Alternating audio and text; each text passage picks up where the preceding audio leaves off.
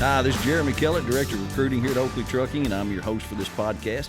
This is episode 55.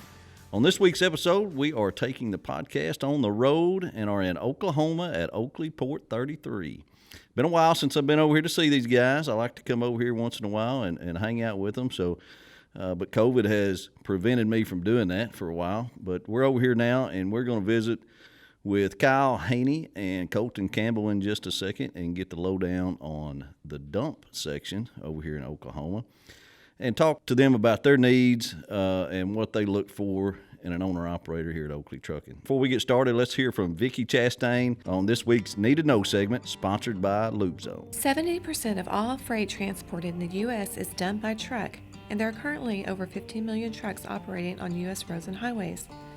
No matter what product you are using, at some point, it was delivered to its location by a truck driver. Without truck drivers, our economy would be far worse off than it is today. Without truckers, it would be pretty tough to live the life that we live today. So this week's Need to Know segment is simply to say thank you for all the sacrifices you make on a daily basis, and that we are very appreciative of all the hard work you put in to make the United States of America a better place to live. A lot of people don't know who LubeZone is today. A lot of your drivers out there, if they go, oh, your Beeline or your old Truck King or whatever, a lot of them have probably been in our stores at one time out there. So that's LubeZone.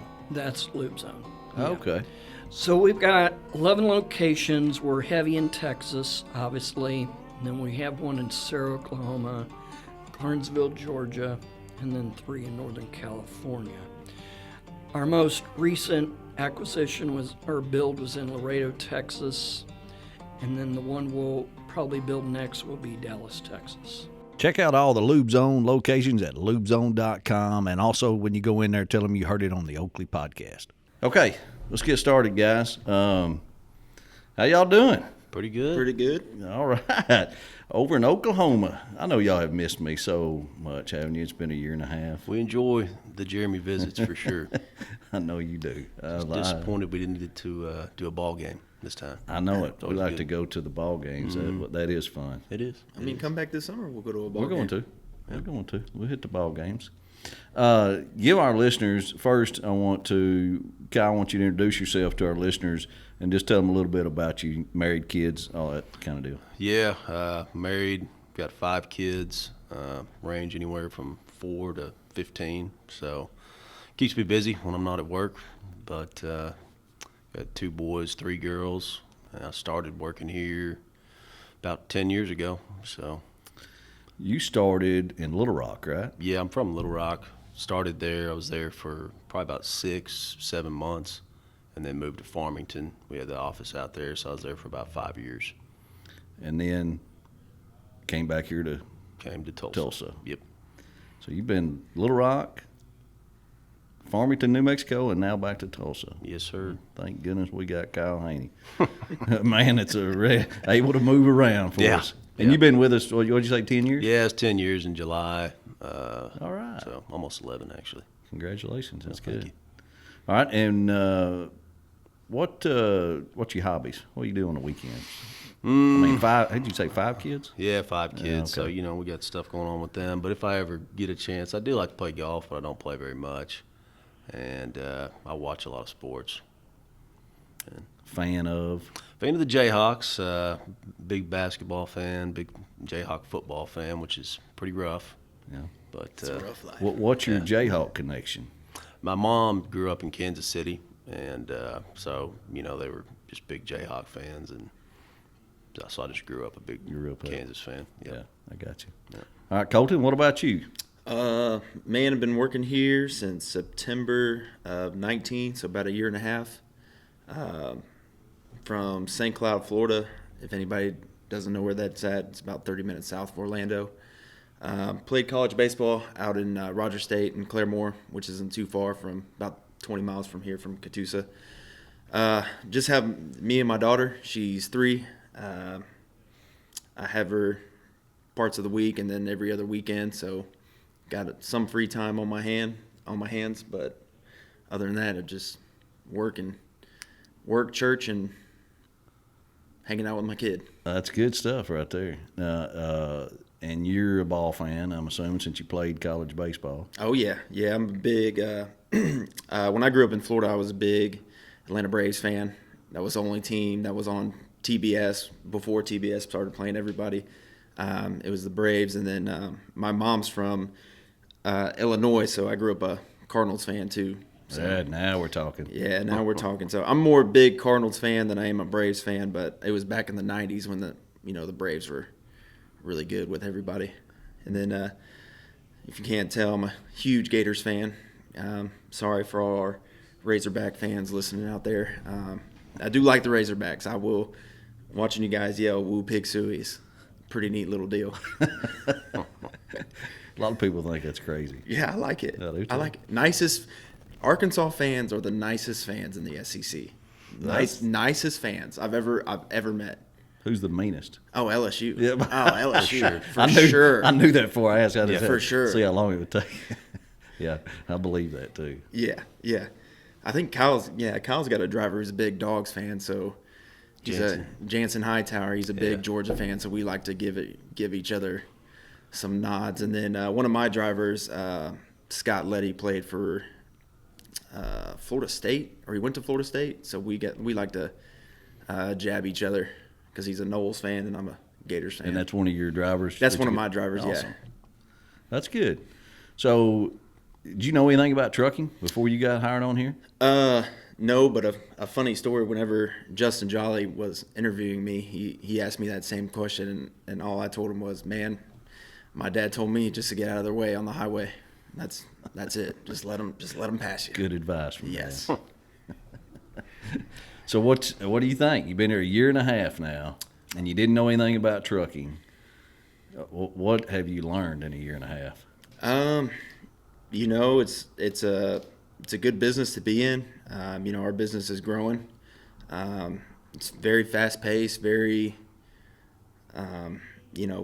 always got to pay attention, make sure guys are doing the right things all the time. Very, what's the word I'm looking for?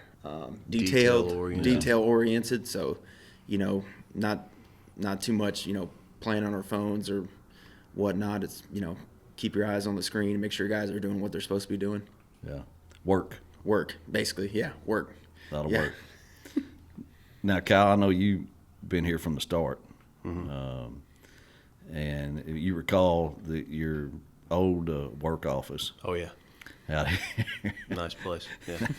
We actually did some I had Hunter get some footage of it today, so we'll be able to maybe put it up on this podcast so people can actually see the office that we started out in over here at Port 33. You can see it out the window there. And it is just a little jail cell. Well, it's got the jail windows on the back. The windows are barred, yeah. And it's about a, 8 by 12. 8 by 12, 8 by 16 maybe. Something like that, like a storage container unit that we had, and that's... So this is the original Port 33 office that we started at over here in Catoosa, Oklahoma. And on one side, you had a desk on this end, you had a desk on that end. Very little space in the middle, but this is where it all started. When we started this Port 33, or actually Oakley bought Port 33, that's what we started dispatch out of. Kyle and Justin did. And it was, had to run it with a generator for a while till we get the electric hooked up. And the parking lot was dust. I mean, just a dust bowl. And, out here. So finally, how long were you in that? Man, I was in it for probably a year and a half or so, I think. Finally, we got the office built. Right. And this is a nice place. If nobody's been over here at Port 33, it's a super nice office that we have over here. But we're always going to keep that out there just to keep us grounded, aren't we, Kyle? Yeah. Yeah. It had its ups and downs. We didn't have very many trucks at that point, so we're done with our work pretty early. But, not having plumbing was kind of probably the worst part about being in there. Yeah, I'm glad to see you got moved on past the porta potty. Yeah. It was nice. That's helpful. That's nice. Yeah. Central Air is just does wonders. Doesn't it, though? For morality. It does, having the stuff. So, we got Oakley Port 33, I mean, is close to me, too, because I spent a lot of time over here when we got started just trying to get trucks in here and trucks coming out here. Tell us a little bit about that experience, Kyle, from, when you first started to where we are now. Yeah, whenever we first started, I think whenever I got here, we had close to 40 trucks. I'm not sure the exact number that we have right now, but I think it's close to 125? Is it 30? I think it's more than that. 150. You've got a 49, and you've got...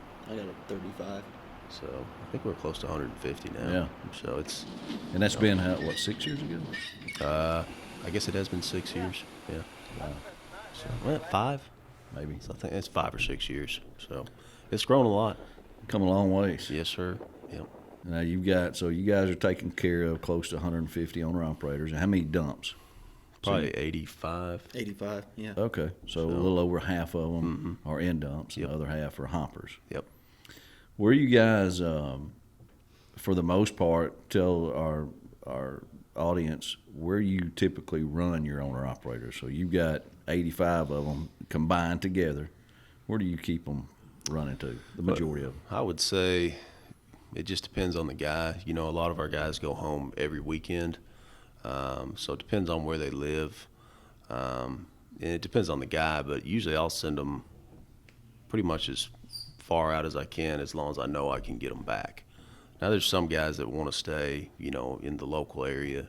We have plenty of freight to, keep guys busy over here. But, I can load a guy, out of Tulsa on a Monday going to Kentucky and easily have him back home, by the end of the week with 23 to 2,500 miles. Okay, that's So- good. So the majority of them want back home on the weekends. The majority of them do. I've got some guys that stay out, and they'll go anywhere for the most part. How hard is that for a dispatcher to get a guy home every weekend? So sometimes it's difficult, but a lot of it is what you bring on yourself. You may go chasing the money, so to speak, and trying to, make the guy as much money as possible. And then Thursday comes around and you're like, oh my gosh, what am I going to do to get this guy home? Yeah, because you got to pull out some miracles. Yeah, you do sometimes, but. Well, and I think a lot of times drivers don't realize that. And a lot of them probably do, but I don't think they realize that it's a challenge to get a guy back home on the weekend and try to make the company money and him money. Right. Yeah, you're definitely, balancing a lot of different plates trying to do that. But as busy as we've been, the past, 6 months or however long it's been, that challenge hasn't been as challenging as it has been in the past. So it's a good thing for us. So you got work on the weekends if guys want to work? Oh, yeah, absolutely. There's plenty going on. Yeah, there's plenty of work going on. Arkansas, a lot of roofing granules like Glenwood to Shreveport. That's usually every, Saturday. So that's kind of a good load to kind of get a guy through the Saturday. And then you can a lot of times come back up to 3M, load some roofing granules on a Sunday. Lots of roofing granules go on the weekend, like out of North Carolina. There's Moncure loads. They go to Atlanta and Hampton, Georgia, and up into New Jersey and stuff like that. But definitely, if a guy wants to work a weekend, there's no reason why we can't make him money. Where do most of your guys live at, Colton? Majority of my guys live in the South. I got a bunch of guys in the Mississippi, Alabama area. I got 2 Florida guys, which is convenient. And they live right there in Central Florida, so I know exactly where they live. And those guys like to stay out. They'll stay out for about 2 or 3 months and then let me know when they want to go home. I got Don Cross lives in Tucson, Arizona, so he's out for a solid 8 to 10 weeks, and he'll want to be home. But so those guys are still out there. Those guys are they're hard to find. Yeah, I'm telling you. Those guys will, those guys will run and a couple of Texas guys, some Arkansas guys that like to be home, every weekend. But it's really not too Y'all got any too hard. Dedicated stuff? I should say maybe dedicated, but routine that you get guys on or that come available once in a while. We've got this is kind of new, and we've done it before in the past, but we've got Eric Walters, Trevor Phillips, and then Austin Allen's got a guy, Damon Black, that's doing it also. They're pulling 2 loads a day out of Tulsa going to Fort Smith. So that, gets those guys home every day. Oh, really? And makes them pretty good miles Scrap? as well. Yep, shred. Shred. From Yaffe Metals in Tulsa goes to Gerdau, Yeah. Fort Smith. So we got that. And then Terry Higgs, he has a local pig iron run out of here, actually. Loads here at the port, goes to Ardmore, Oklahoma. Yeah. And backhauls, Backhauls something some back stuff. up this way.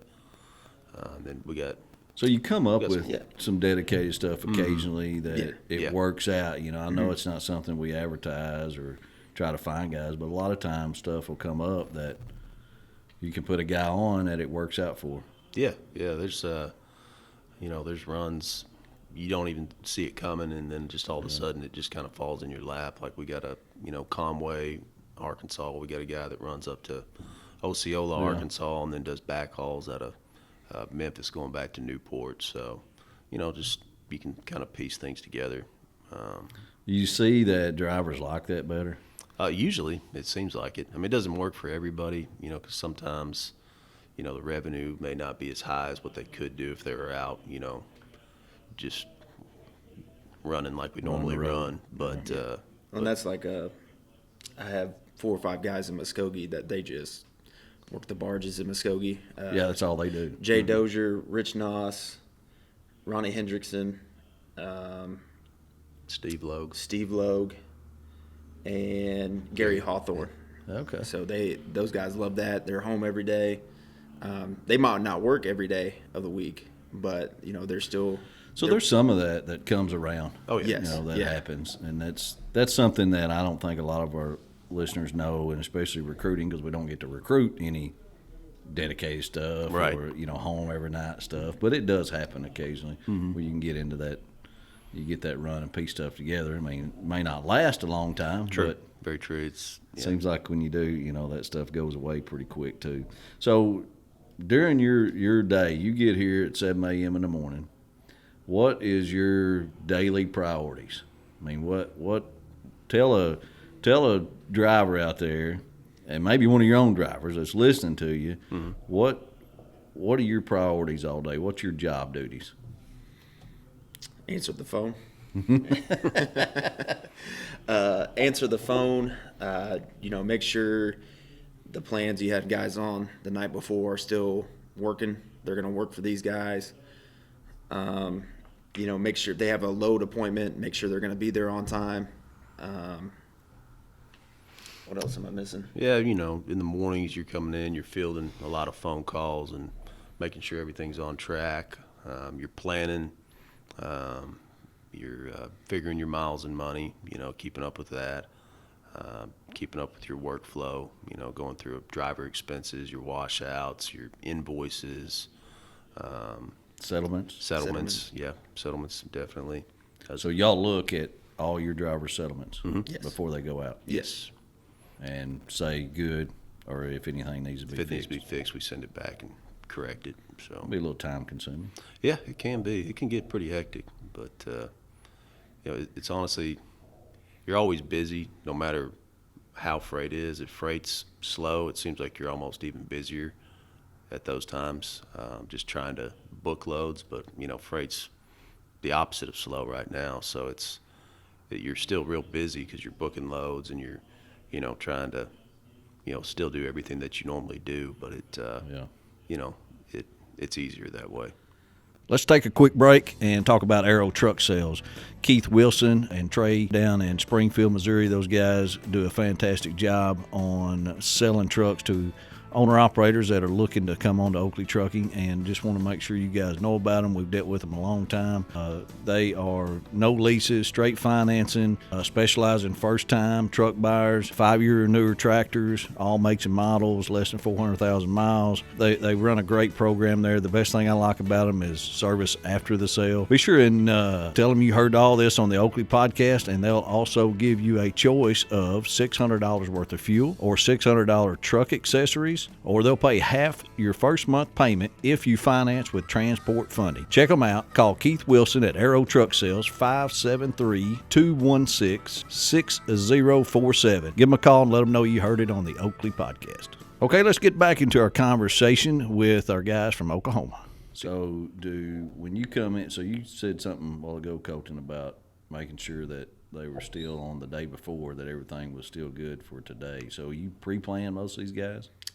We try to. That's actually a habit I picked up from my fearless teacher over here.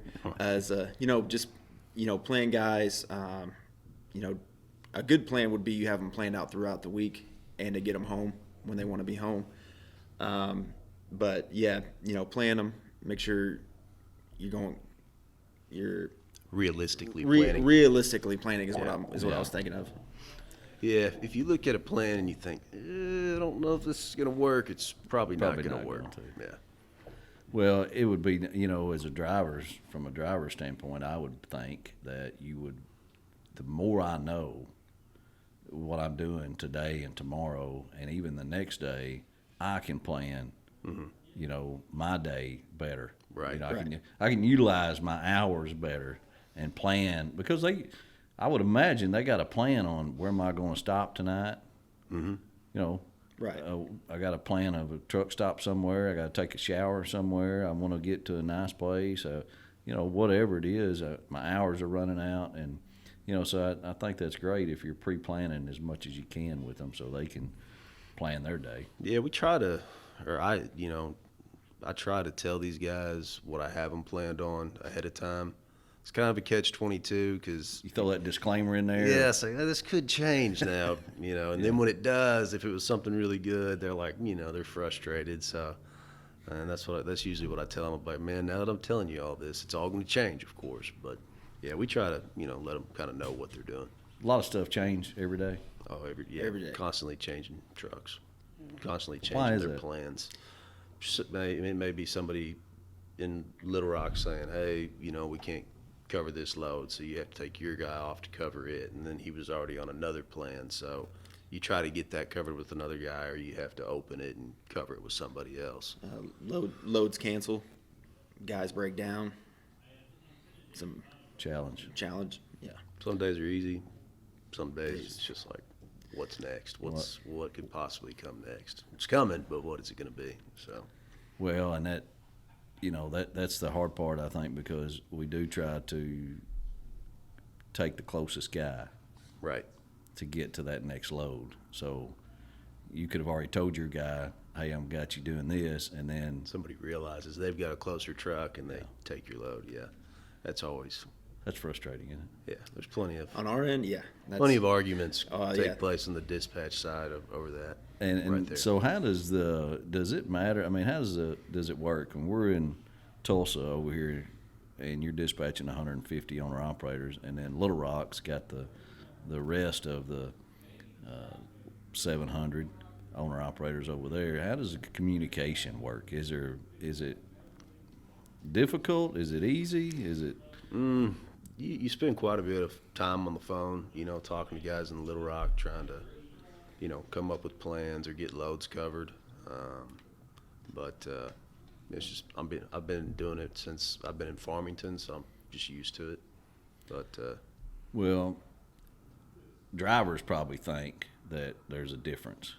I mean, what would you tell a driver that thinks there's a difference out of being dispatched here versus Little Rock? Yeah, I mean, and getting the freight and the loads and the. Yeah, we all work out of the same dispatch system, so any load that I put in or Colton puts in, they can see, any dispatcher in Little Rock can see that, just like I can see any load that they put in. So, it's not as big of a, disadvantage as what you might think. Right. So.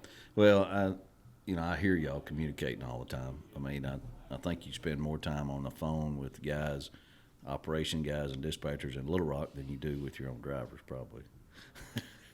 Probably close. Probably close.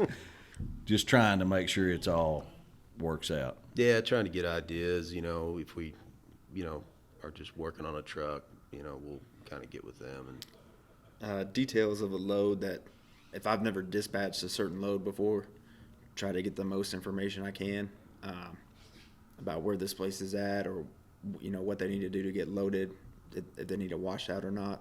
So you want to get it detail oriented as much as you can to let your driver know. Right. Yeah, he needs to know that stuff for sure.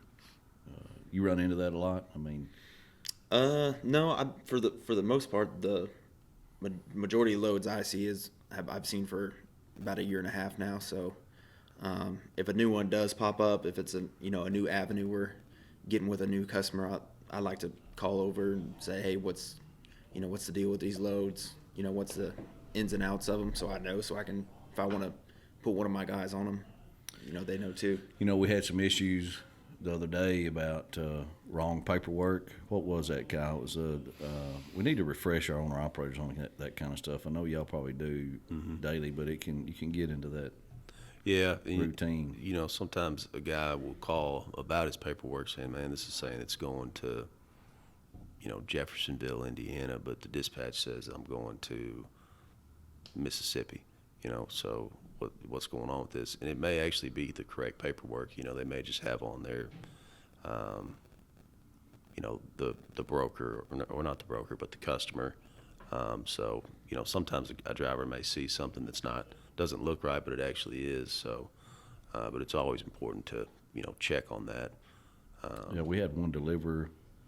Was it deliver the wrong place or deliver the wrong material? I think it was maybe both. Both. I think it was both.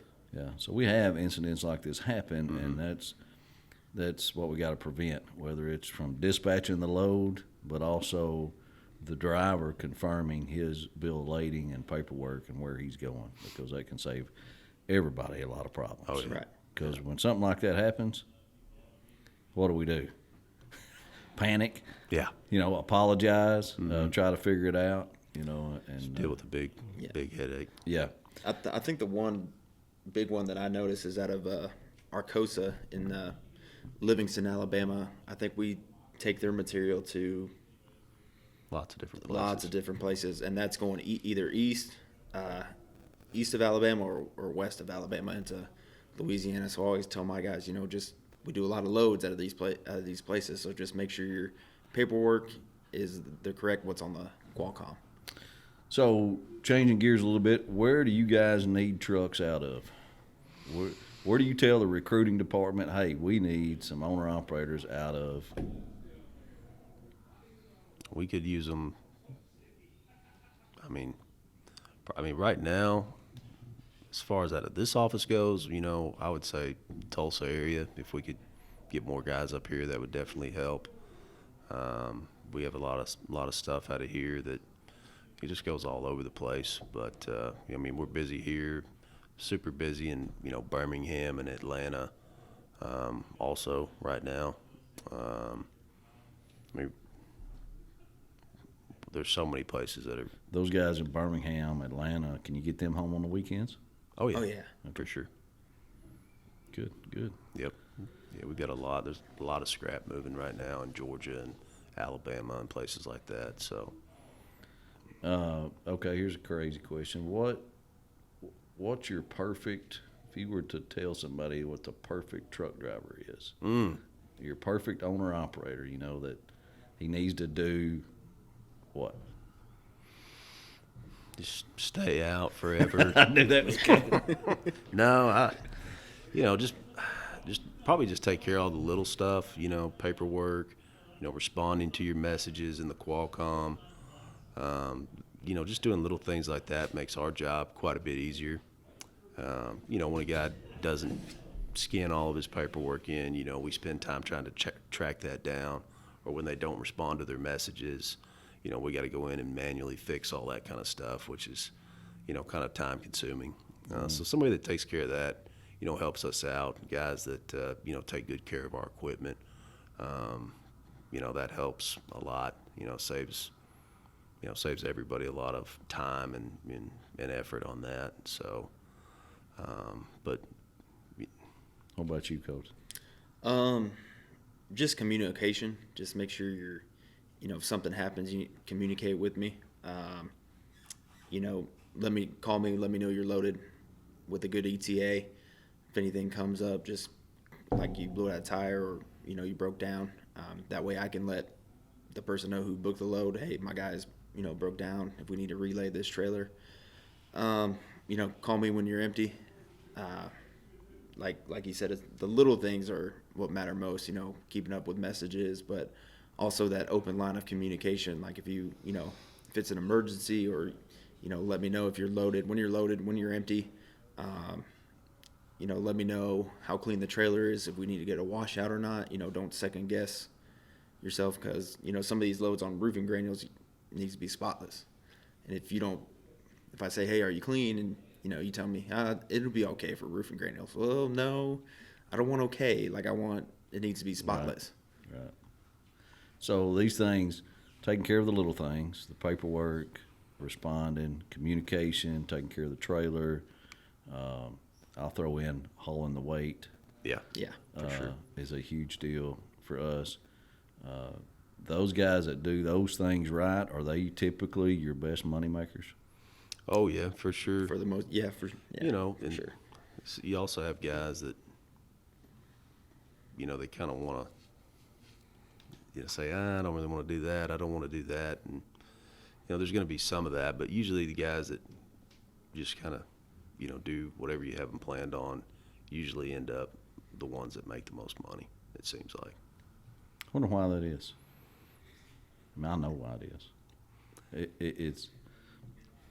It takes time to trust you guys. Right. You know what I'm saying? Mm-hmm. I mean, if I'm a driver, I got to be able to trust you. Right. Because I don't know, you may not know about my background and what I came from, and it may, dispatcher screwed me or put me on bad loads, or I dispatch myself, and I know more than you do about these loads type of mentality that some guys can get into, and I'm the same way, Kyle. I try to tell them the quicker you have trust and confidence in your dispatcher is the fastest way to making money.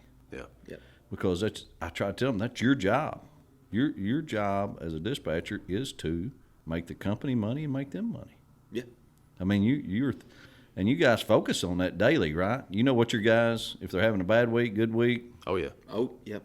Mm-hmm. Yeah, we keep up with their miles, and what they've done throughout the week, in our spreadsheets. So that way we know, like, this guy had a bad Tuesday.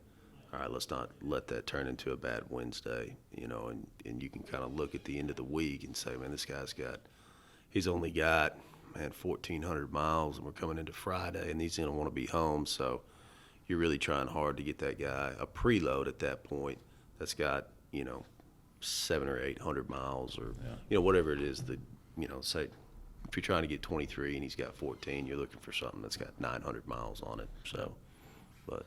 Do y'all try to typically have your guys preloaded, load on Friday, deliver Monday? Yeah. For the most part, yeah. And why is that?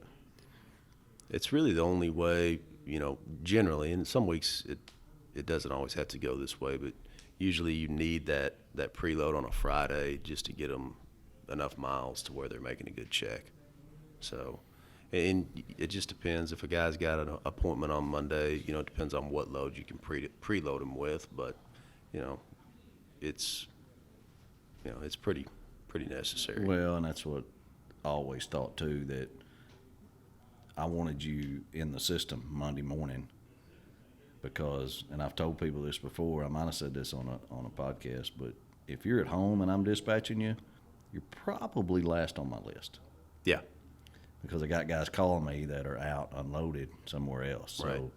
even though that's not fair, but that's just the way it worked when I was dispatching. Yeah. And I'm You're assuming- sitting there thinking, well, I can't leave a guy that's not at his house sitting, Right. Well, I find a load for a guy that is That is sitting at- yeah. at his house. So And I think it's easier it's easier to plan if somebody gets preloaded, and then I can go into see what's open for Monday, get their week started off on a good note, and not, coming in Monday telling me they're, hey, I'm ready to go. Okay, we got, give me a couple minutes and I'll, figure out what we're going to be doing. yeah. Well, that's good. I mean, it sounds like, you guys have been doing it for sure. Kyle's been doing it a long time, and your protege here. He's coming along. He's coming along. Yeah. I'll take it. He's coming along. Yeah. So, feel like it's in good hands in the dump section over here in Oklahoma. So what's y'all's future here plans? I mean, we gonna keep going? Oh yeah. Yeah. Yeah. I guess the next goal is 100 end dumps, I would think, and Let's get it. Let's get it, man. Yeah. Let's get our owner operators to help us recruit some. Yeah. That's what we got to have. So, need more trucks. Yes, sir. Yes, sir. All right, guys. I appreciate y'all hanging with me today. Good stuff from over here in Oklahoma. We're talking to Kyle Haney and Colton Campbell here out of Port 33 Oakley Terminal, and they do the end dumps. Been dispatching about 85 of them and getting it done. So, need some more owner operators out of here. And if you guys out there ever get through Port 33, man, come in here and visit these guys. Yeah. I think face to face, you can't replace.